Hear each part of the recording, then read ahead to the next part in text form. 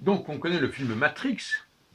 Le choc de Matrix, c'est le choc de la rencontre avec la matrice. C'est-à-dire que quand on est dans le virtuel, on ne sait pas qu'on est dans le virtuel, jusqu'au moment où on est en contact avec la matrice. Eh bien, tout compte gardé, quand les chrétiens découvrent le judaïsme, il y a un choc matriciel. Quand les Anglais découvrent le français, il y a un choc matriciel. Quand les femmes découvrent la culture masculine, il y a un choc matriciel. Qu'est-ce que ça veut dire quoi? Ça veut dire que là, il y a une fêlure, il y a une faille dans la structure matricielle, ou plutôt dans la structure virtuelle, du fait de la prise de conscience de la matrice. On ne peut plus fonctionner comme avant. À ce moment-là, on se rend compte qu'on est dans le virtuel.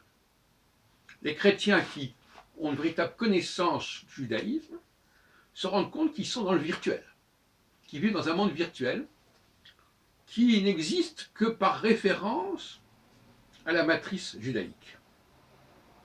Les femmes ont le même problème. Quand elles sont conscientes et lucides, elles se rendent compte que ce qu'elles font dépend totalement de la matrice masculine.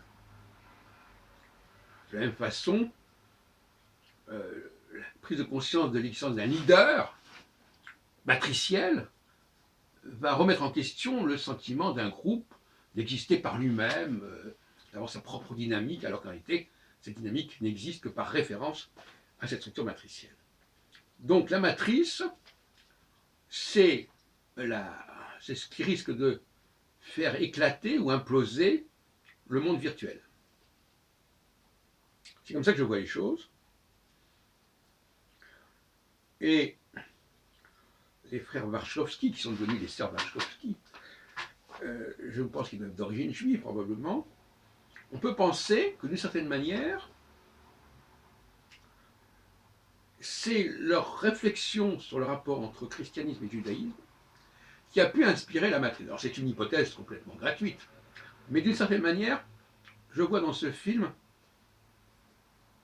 la mise en évidence de cette dialectique entre judaïsme et christianisme.